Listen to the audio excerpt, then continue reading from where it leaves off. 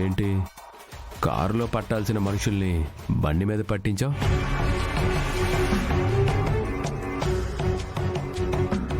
బండి మీద సరిపోయే మేమిద్దరమే ఇంత పెద్ద కారు తీసుకొచ్చాం.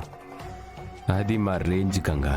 హలో బ్రదర్, నీ రేంజ్కి నీ ప్రెస్టేజ్ ఏమైనా ఉంటే తీసుకెళ్ళి నీ కారు డిక్కీలో పడేసి మా దగ్గర చూపించకు.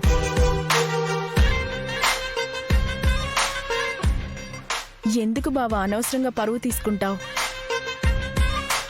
ఇలా అందరినీ ఒకే బండి మీద తీసుకెళ్తున్నప్పుడు స్లిప్ అయి ఎవరైనా కింద పడితే అప్పుడు పోయేది మీ అన్నయ్య పరువే. శుభమా అని స్కూల్కు వెళ్తున్నాం. ఈయనొచ్చి ఇలా మాట్లాడతాడేంటి వదినా? ఈ రోజు ఏం జరుగుతుందో ఏమో.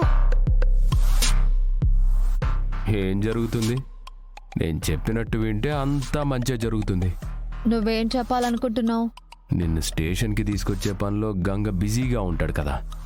అలాంటప్పుడు శ్రీవల్లిని స్కూల్ దగ్గర దిగబెట్టడానికి నా హెల్ప్ తీసుకోమంటున్నాను.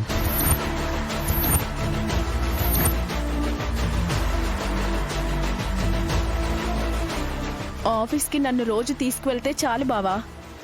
మా ఇంటికి వెళ్ళి చాకరీ చేయాల్సిన అవసరం లేదు. అప్పటికే నీకు టైం ఉంటే ఆఫీస్లో చాలా కేసులు పెండింగ్లో ఉన్నాయి. స్టేషన్కి వచ్చి అవి చూసుకోవచ్చు. ఆ పెండింగుల సంగతి సరే, మరి శ్రీవల్లి పెళ్లి పెండింగ్లో పడింది కదా, దాని గురించి ఆలోచించండి.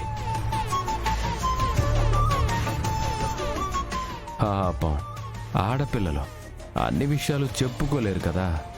మా చెల్లెళ్ళ విషయంలో ఎప్పుడు ఏం చేయాలో నాకు తెలుసు. నువ్వు చచ్చు సలహాలు ఇవ్వకుండా నీ పని నువ్వు చూసుకుంటే మర్యాదగా ఉంటుంది. అరే, నిశ్చితార్థం వరకు వెళ్ళి క్యాన్సిల్ చేసుకున్న వెంకటపతి రాజుని మళ్ళీ ఇంట్లోకి రానిస్తున్నారు.